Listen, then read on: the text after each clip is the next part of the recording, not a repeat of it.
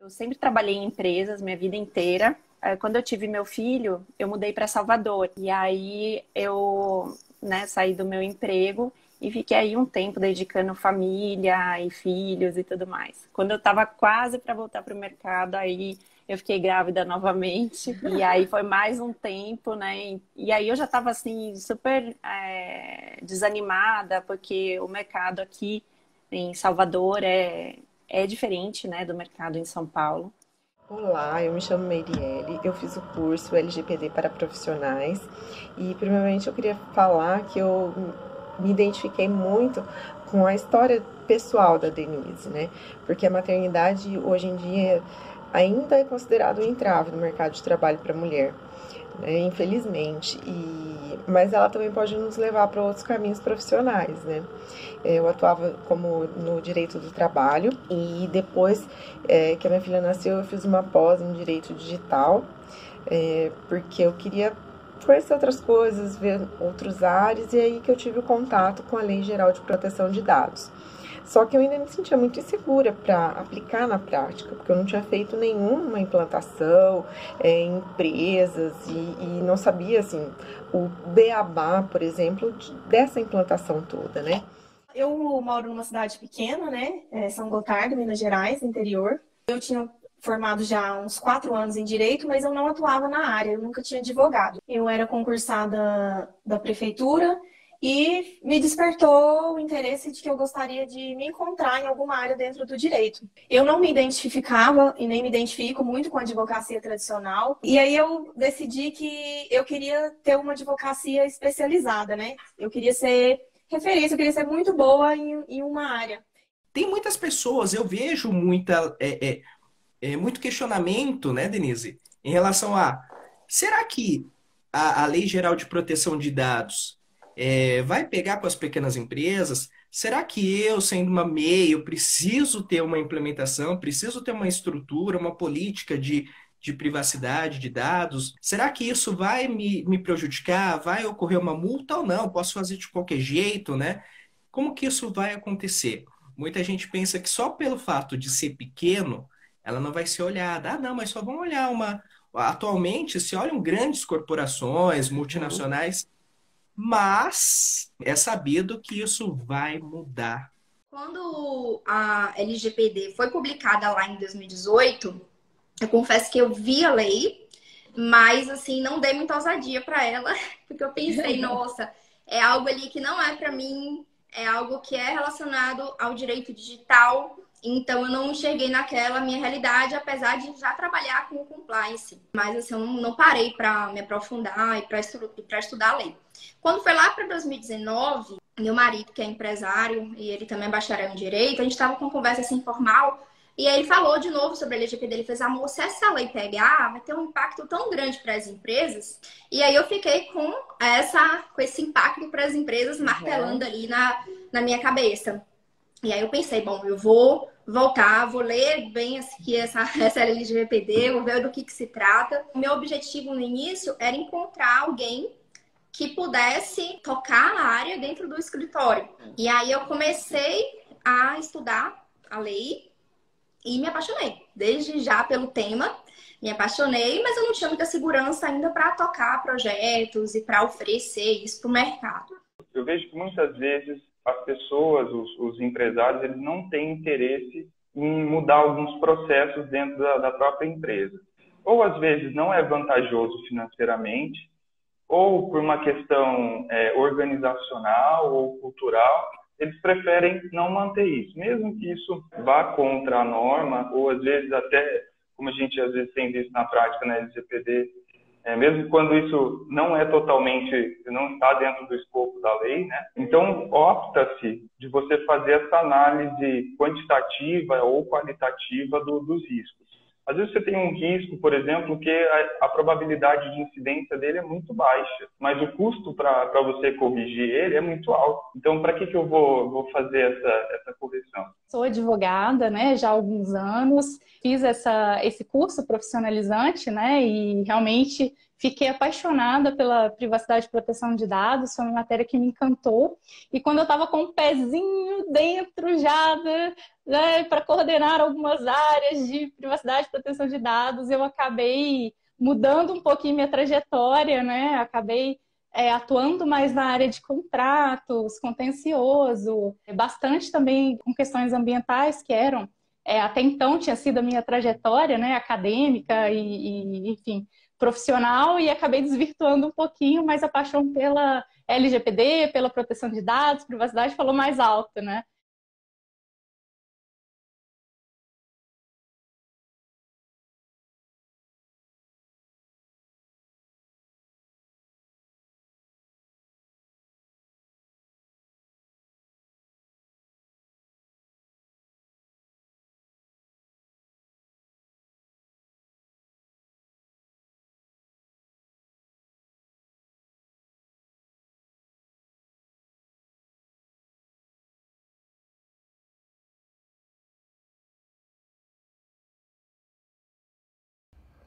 Olá! Sejam todos muito bem-vindos! Quem ficar comigo hoje até o final dessa semana de aulas especiais vai aprender como implementar a Lei Geral de Proteção de Dados em qualquer empresa em apenas 2 meses.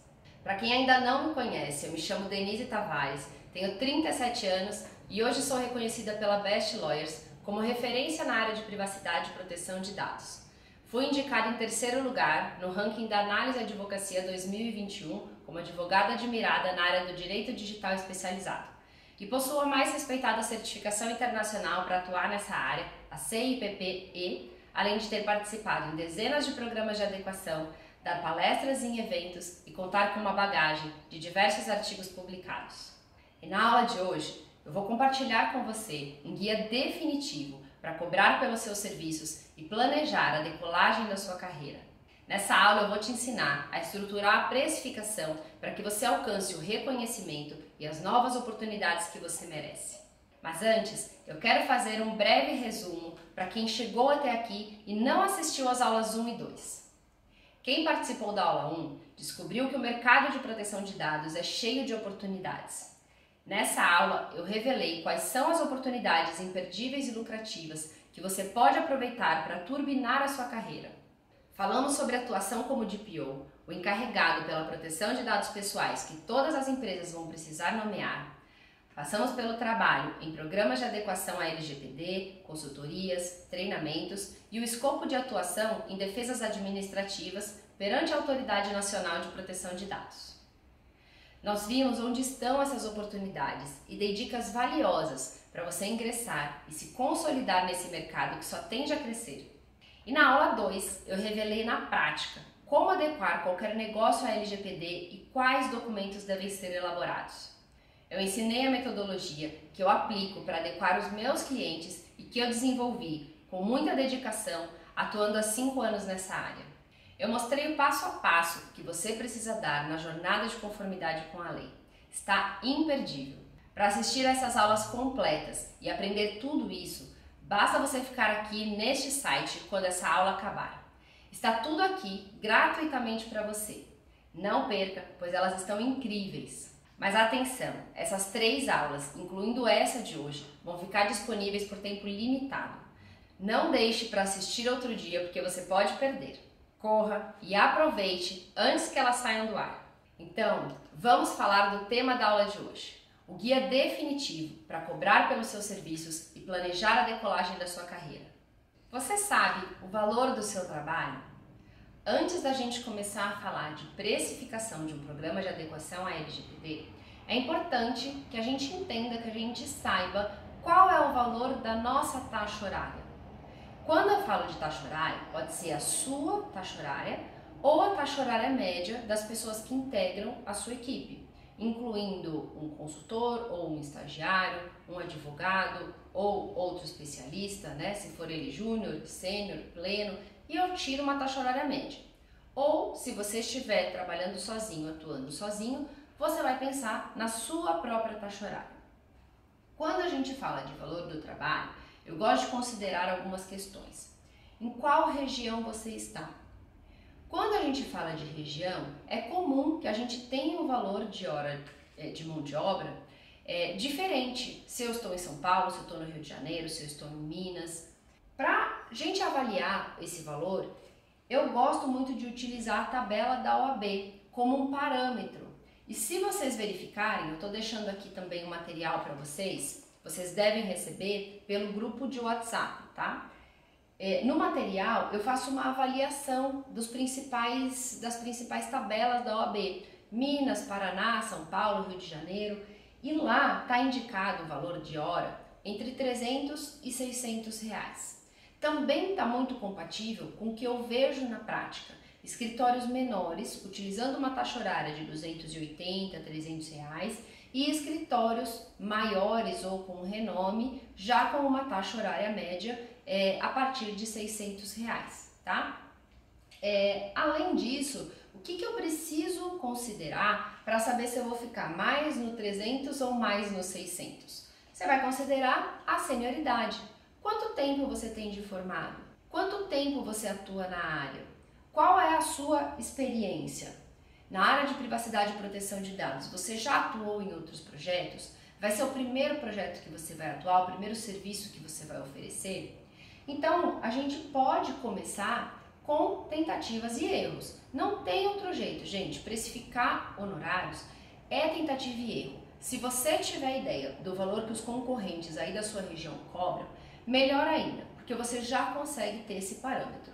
Se não, foi o que eu fiz quando eu comecei, foi realmente colocar um valor na média aqui desses valores que eu estou apresentando para vocês, considerando que eu estava iniciando a experiência prática, mas eu já tinha uma certa senioridade e já estava investindo bastante meu tempo, meu dinheiro em cursos, certificações e me aperfeiçoando. Quando a gente fala de taxa horária, a gente vai estabelecer o valor que eu vou considerar durante o programa de adequação, durante a tabela que eu vou passar aqui para vocês, para a gente seguir com essa precificação. Mas antes, eu tenho que também entender o meu cliente. Eu preciso saber quantos CNPJs ele está envolvendo.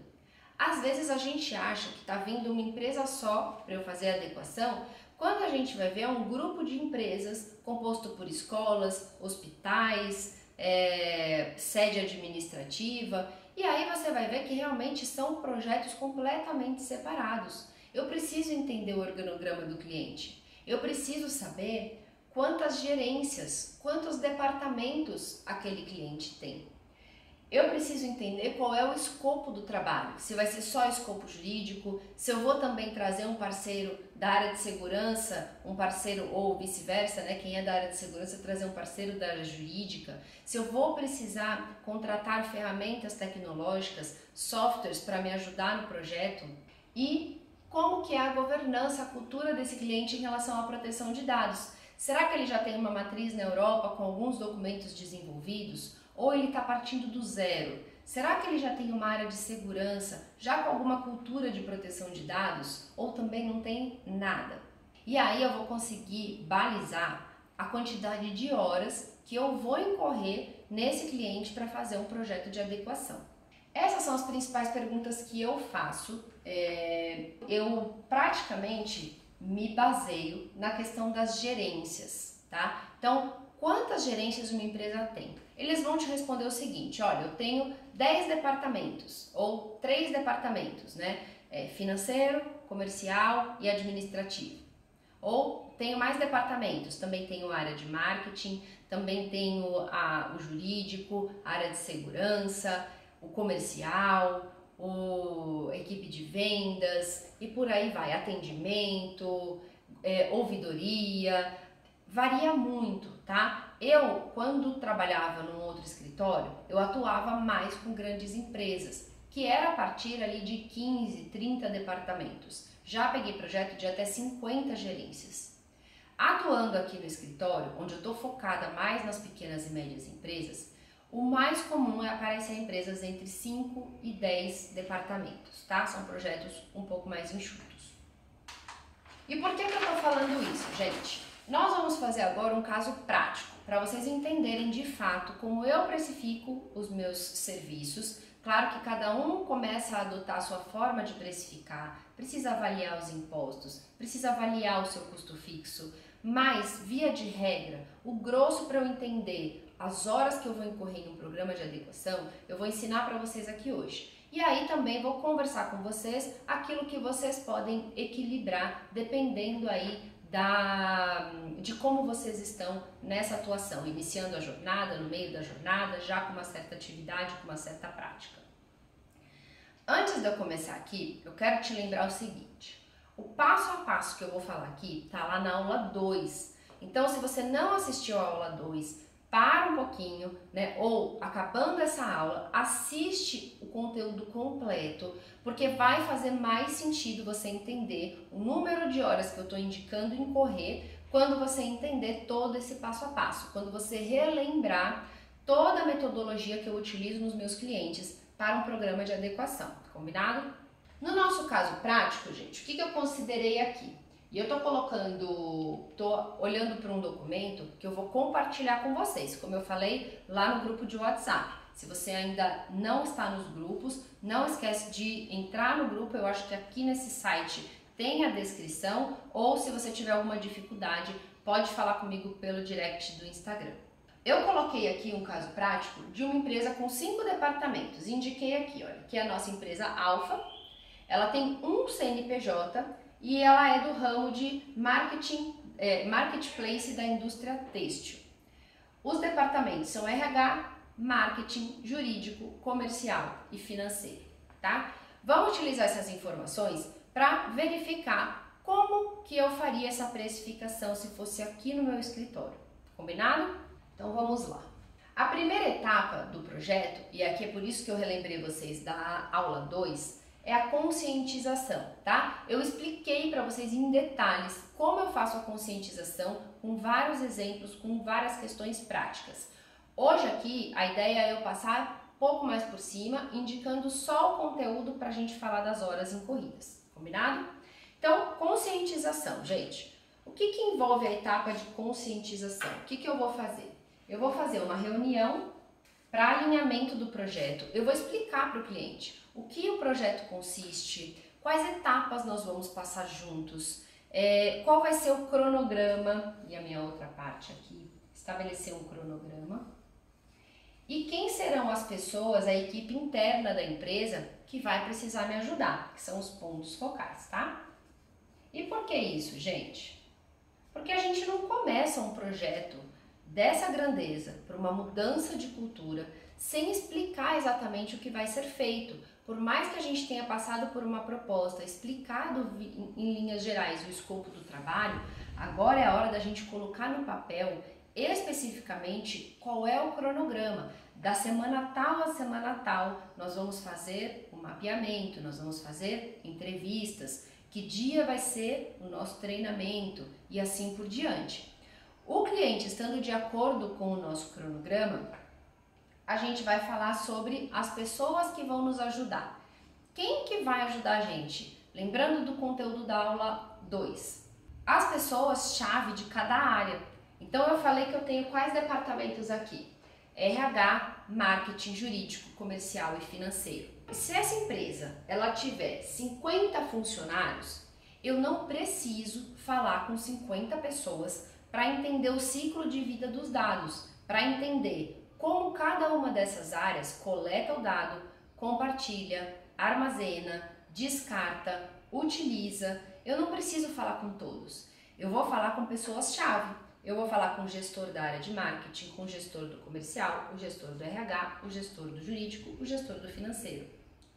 Ah, Denise, mas tem certeza que vai ser o gerente? Não, eu não tenho certeza, por isso que a gente vai fazer essa reunião e conversar com o cliente. O que eu vou explicar para ele? Eu vou explicar que tem que ser uma pessoa que entende dos processos da área e que tem certa liderança sobre aquela área.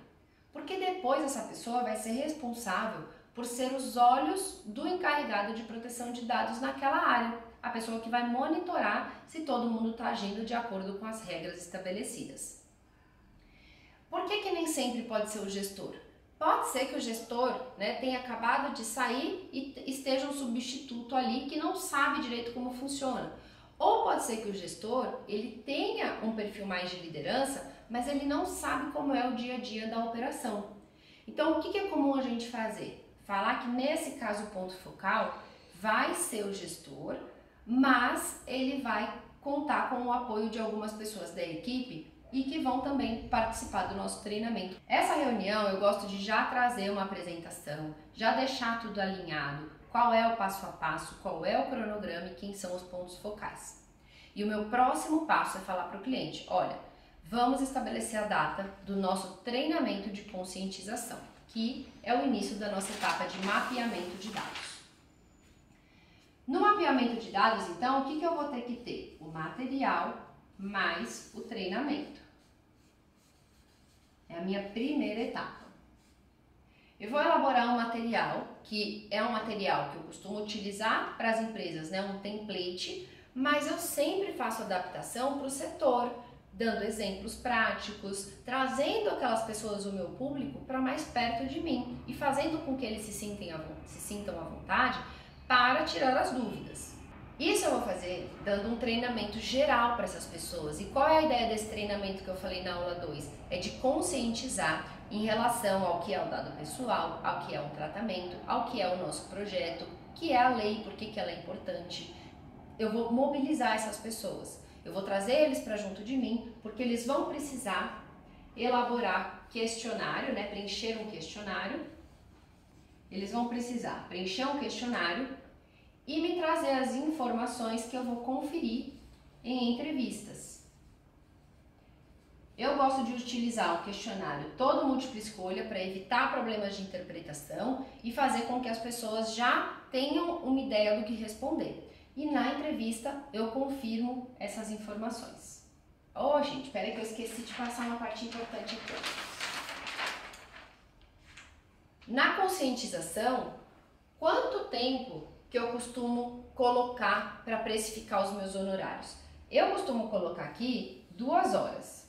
Por quê? Porque eu vou fazer uma reunião de 1 hora e a outra 1 hora eu vou arrumar a minha apresentação. Eu vou adequar a apresentação para o cliente. O que eu posso ter que considerar aqui, gente? O meu trabalho vai ser remoto ou eu vou presencialmente no cliente? Se eu for presencial, eu tenho que considerar também o tempo de deslocamento, tá? A maioria dos meus projetos eu faço de maneira remota ainda. Então, vou considerar 2 horas porque aqui é o caso prático do meu escritório. Aqui, quando eu falei de material e o treinamento, tá? O que eu coloco nesse primeiro passo? 2 horas por sessão de treinamento. Se a empresa tem 15 departamentos, pode ser que eu fale, olha, será que todo mundo tem agenda no mesmo horário? Será que não é melhor a gente dividir uma sessão de manhã, uma sessão à tarde, uma sessão na segunda, uma sessão na quarta, tá? Entender como que funciona melhor para a empresa para que todos participem. Cada sessão de treinamento 2 horas. Considerando 5 departamentos, uma sessão está suficiente. Depois do questionário e as entrevistas, gente, coloquei na tabela para vocês, que vocês vão ter acesso a uma tabela já toda preenchida para vocês terem essa ideia. Eu considero 1 hora por questionário e 1 hora por entrevista. Então aqui, olha, o que eu vou fazer? Eu vou analisar os questionários previamente. Eu vou transformar esses questionários no meu mapeamento de dados, que é o inventário de dados pessoais. O primeiro documento obrigatório pela LGPD. Eu vou organizar, eu vou ler e vou entender que informações que eu preciso de mais esclarecimentos. Às vezes as pessoas respondem coisas muito genéricas, tá? Para que finalidade você usa o dado? Ah, para fazer relatórios. Não dá para entender o que exatamente ela faz, tá? Então, nesses casos, eu já vou olhar e eu vou na entrevista confirmar as informações e solicitar esclarecimentos, solicitar documentos. Ah, você usa um termo de consentimento? Sim. Olha, então eu quero o termo de consentimento que você mencionou lá no questionário. Eu quero o contrato que você mencionou no questionário, tá? Eu vou considerar 1 hora para cada. Se a nossa empresa fictícia aqui tem 5 departamentos, eu vou ter 5 horas aqui, 5 horas aqui. Dá total de 10 horas. Avaliação de risco, gente. Depois que eu verifiquei tudo, que eu entendi como a empresa trata os dados pessoais, o que eu vou fazer na avaliação de riscos? eu vou entender se ela trata esses dados com transparência, se ela só usa para a finalidade adequada, se trata os dados mínimos necessários, se ela compartilha com os terceiros sem as devidas salvaguardas, sem os contratos, sem a avaliação desses terceiros e assim por diante. Essa minha avaliação de risco, eu costumo colocar aqui, olha, a gente vai fazer o seguinte na minha avaliação. Análise do mapeamento, análise de processos. O que é análise de processos, gente? Quando eu falo análise do mapeamento, eu falei do ciclo de vida do dado. Quando eu falo de análise de processos, eu falo se a empresa tem um processo de atendimento do titular, se ela tem políticas, normas e procedimentos, se ela tem um processo de avaliação de terceiros, tá? Também falamos sobre isso na aula 2. E eu também vou considerar aqui a elaboração de um relatório. Por quê, gente? Porque eu não vou entregar um Excel todo rabiscado com os riscos que eu avaliei. Eu vou entregar um mapeamento completinho e um relatório onde eu vou dizer: existe tal risco, por esse motivo, essa é a sua exposição e essa é a minha recomendação, tá? Quando eu falo de análise de mapeamento, eu vou falar para vocês aqui uma média aqui do escritório. Em média, cada área vai falar de 3 a 5 processos que ela trata dados pessoais. Por exemplo, o RH vai dizer o seguinte: eu trato dados pessoais para fazer uma avaliação de um candidato, um processo seletivo. É um processo. Ele trata determinados tipos de dados. Depois ele vai falar: eu trato outros dados pessoais, dados adicionais, quando eu vou contratar o funcionário. Eu também faço a gestão da folha de pagamento. Eu faço a gestão dos benefícios. E são dados diferentes, são finalidades diferentes, são processos diferentes. Nesse caso, a gente tem uma empresa com 5 departamentos. Se eu pegar uma média de 4 processos, eu vou ter 20 processos de tratamento de dados mapeados. E na nossa avaliação, a gente analisa em média 3 processos em 1 hora. Se na nossa empresa fictícia nós temos 20 processos e eu analiso 3 a cada hora, eu vou considerar aqui aproximadamente 7 horas para analisar esse mapeamento. A análise de processos, nós temos uma planilha já automatizada que a gente faz essa avaliação em 4 horas. E o relatório, a emissão desse relatório, a gente coloca em média 1 hora por gerência. Então vai dar aqui 5 horas, tá? A última fase do nosso diagnóstico é elaborar os planos de ação. Quando eu falo elaborar os planos de ação, o que eu vou fazer? Eu vou fazer o que a gente gosta de fazer aqui, tá? Um sumário executivo com esses planos e eu vou fazer uma reunião para apresentar o resultado do trabalho. Reunião final do diagnóstico. Tá? A gente sabe que a gente divide o nosso projeto em 2 fases, o diagnóstico e a implementação. O sumário executivo, qual é a ideia dele? A ideia é que naquele relatório anterior que eu elaborei, eu vou ter muito detalhado todos os riscos que foram encontrados, com o motivo que gera aquele risco, a exposição e a recomendação de maneira geral. Essa recomendação, ela acaba virando um plano de ação. Por exemplo, recomendação, dar transparência. Plano de elaboração, elaborar ou revisar a política de privacidade, incluir a política no website e assim por diante. Eu vou ter todos esses planos de ação e uma visão geral dos riscos em um sumário executivo. Porque quando eu vou apresentar numa reunião final, gente, eu não vou apresentar 90, 100 slides. Eu vou apresentar slides que vão sintetizar o meu relatório. Eu coloco aqui para o sumário executivo, em média 1h30 por gerência, tá? Que vai dar aqui um total de 7 horas e meia. E o relatório final, aproximadamente 2 horas de reunião, tá? Claro que isso a gente acaba questionando a empresa, quanto tempo eles têm disponível e vai ajustando o nosso sumário executivo. Se der mais tempo, eu vou passar mais informações. Se eles tiverem um tempo mais reduzido, eu vou também sintetizar o resultado do meu trabalho. A ideia é que o meu plano de ação seja todo executado na fase de implementação. E na fase de implementação, eu vou ter uma série de documentos que eu vou precisar elaborar. Eu vou ter que considerar a elaboração ou revisão do documento, elaboração/revisão, mais uma reunião para apresentar o documento, mais, ou o conjunto de documentos, mais ajustes que forem necessários. Então, por exemplo, eu vou elaborar o meu processo para a empresa avaliar os seus terceiros e as cláusulas contratuais padrão. Eu vou fazer uma reunião ali de pelo menos 1 hora para passar a informação, para mostrar o resultado e se eles estão de acordo e fazer eventuais ajustes posteriormente.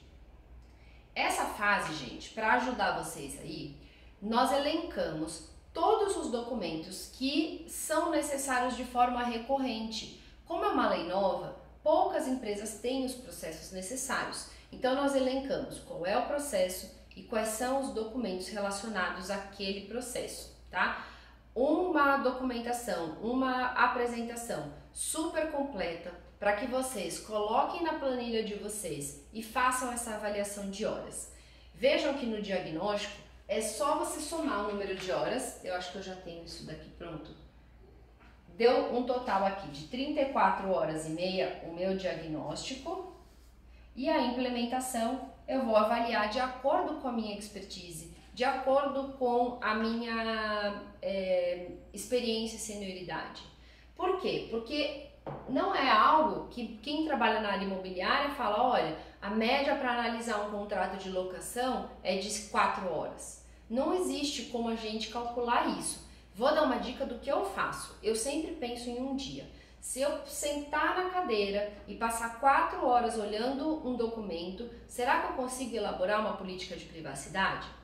Eu acho que sim. Eu acho que não é um trabalho para um dia inteiro. Mas metade do dia eu acho que é legal. Eu olho, reviso, bato com as informações do mapeamento, olho de novo e assim por diante. Eu olho para o documento, entendo o que tem que conter naquele documento e avalio o tempo que eu vou fazer para elaborar, que eu vou demorar para elaborar. Gente, a primeira vez foi no chutômetro, com certeza, porque eu não sei também exatamente o tempo que eu levo, mas eu posso também levar em consideração outros trabalhos que eu faço e pensar no tempo, vamos supor, para elaborar um parecer. Eu tenho que elaborar um relatório. O tempo que eu demoro para elaborar uma peça judicial. Aqui eu tenho que elaborar documentos da implementação. Eu vou avaliar isso, claro, considerando a minha agilidade, a agilidade da minha equipe e a minha experiência. Na primeira vez, você vai ter uma ideia e nos próximos você vai balizando. Aqui, quando a gente fala, né, deu 34,5 no diagnóstico, só para a gente concluir essa parte, são as horas que eu estou estimando incorrer na primeira fase desse cliente. O que eu vou ter que colocar aqui, gente? A minha taxa horária, certo? A minha taxa horária.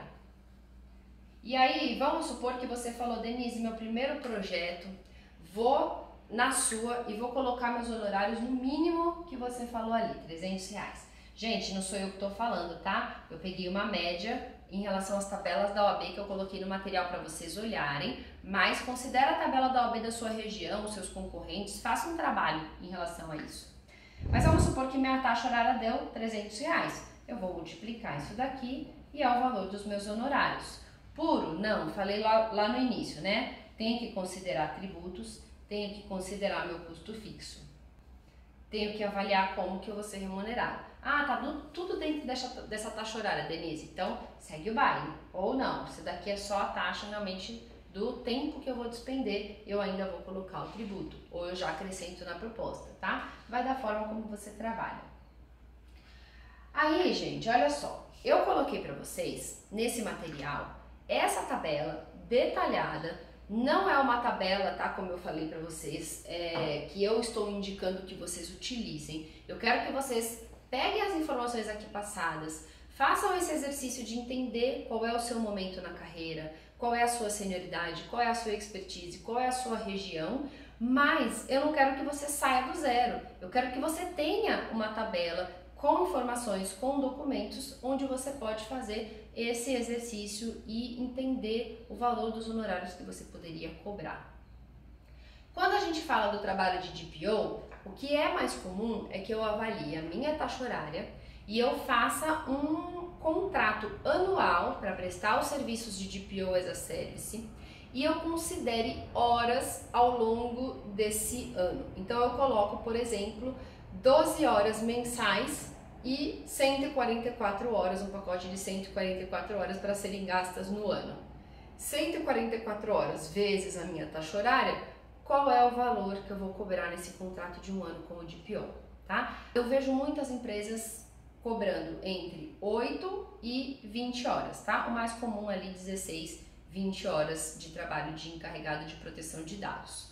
Você também pode estabelecer um período de teste de 3 meses. Vamos estabelecer 12 horas por mês e a gente faz um período de 3 meses de teste e avalia se foi suficiente. Então nessa aula 3, era isso que eu queria passar para vocês. Eu quero que vocês entrem lá no Instagram, eu vou abrir caixinha de perguntas, mandem as dúvidas que vocês tiverem por lá, ou me manda por direct, ou participe das nossas aulas de Tira Dúvidas. E depois de ouvir tudo isso que eu te falei hoje, pode ser que mesmo assim você esteja pensando, na minha cidade não tem demanda para isso. Eu te garanto que trabalhar com a LGPD te dá maior liberdade geográfica que qualquer outra área. Eu não preciso e não atuo só com clientes da minha região. Pelo contrário, é super viável e possível prestar serviços de forma remota com a mesma eficiência e qualidade. Se você está em dúvida, pois está no início da sua carreira, lembre-se que o momento certo é agora. Você pode ter o reconhecimento e o retorno financeiro que deseja muito mais rápido que qualquer outra área já cheia de concorrentes e com baixa demanda. Você não pode esperar para se preparar para ser o profissional cobiçado que todas as empresas precisam. Estamos falando de uma lei nova, com poucos profissionais preparados. Quem chega antes, bebe água limpa e tem muito mais chance de ser reconhecido e se destacar, se consolidando e alavancando a carreira. Olha, eu estou extremamente feliz com esse evento. Estou recebendo muitas mensagens legais por aqui e quero agradecer pela participação de cada um de vocês que está acompanhando esse evento. Como eu já disse na última aula, depois de muito refletir, eu finalmente vou abrir as inscrições para o meu curso LGPD para profissionais, onde eu ensino tudo o que você precisa saber para ganhar dinheiro e ter reconhecimento trabalhando com a LGPD. Porém, é bem improvável que seja um número limitado de vagas que eu vou disponibilizar, porque eu prezo muito pela qualidade na aplicação do meu método e também porque eu quero dar atenção para os novos alunos. Por conta disso, eu quero adiantar uma coisa para você. Não saia dos grupos de WhatsApp que eu e meu time criamos para esse evento. Entrando no grupo, você vai receber o link para inscrição 1 hora antes da lista geral e terá muito mais chance de garantir a sua vaga. Eu sei que você pode estar pensando, ok, Denise, eu já entendi. Entendo a importância de estar no grupo e como seu método pode me ajudar. Mas qual é o preço? Pois é, essa é uma excelente pergunta e eu diria que ela é muito importante. Mas eu ainda não defini o preço para essa turma, porque tem alguns fatores importantes que eu preciso considerar. Eu falei para vocês que minha vida está muito agitada, com muitas tarefas e obrigações. Então na segunda-feira, dia 11 de abril, eu te dou certeza que eu vou ter o valor para divulgar para você. Lembrando, quem estiver no grupo do WhatsApp secreto, que foi feito para este evento, vai ser o primeiro a saber com 1 hora de antecedência. Mas eu quero deixar uma coisa bem clara. Esse método é definitivo. Eu aplico todos os dias com meus alunos e os meus clientes. No entanto, gera muito trabalho para manter atualizado. E por gerar muito trabalho, é justamente por isso que eu vou restringir o número de vagas. E é por isso também que ele não vai custar o preço de uma fruta na feira. Mas eu te garanto que vai ser um preço justo. E eu digo mais, dessa vez eu resolvi ir um pouco além. Estou preparando várias surpresas que virão junto com o meu método. Eu ainda não posso divulgar todas, mas eu tenho certeza que todos vão gostar. É muito difícil segurar para falar tudo apenas na segunda-feira, porque eu estou muito contente com esse projeto e por ter tomado essa decisão. Mas um dos bônus que eu vou liberar e que todos vão adorar vai ser o meu programa de mentoria individual. Como falei anteriormente, minha agenda já está comprometida e essa mentoria não está à venda. Mas só para você ter uma ideia, se ela estivesse à venda, ela teria o valor de pelo menos R$10.000. Ou seja, além do acesso ao curso, você vai ter a oportunidade de ser premiado com o meu programa de mentoria. Mas atenção, esse presente só vai ficar disponível para os primeiros 10 inscritos. O nosso encontro de hoje está chegando ao fim. Mas antes de encerrar, eu quero que você conte para mim o que você está achando dessa série de vídeos e eu quero também que você me siga lá no Instagram. Independentemente de você entrar para essa turma, eu quero sinceramente agradecê-lo pelo seu tempo de assistir aos meus vídeos. Eu acredito que as informações que eu disponibilizo aqui e vou continuar disponibilizando aqui no digital irão contribuir bastante para conseguir o reconhecimento na sua carreira e viver a vida que você sempre sonhou. Eu me despeço por aqui, um beijo a todos!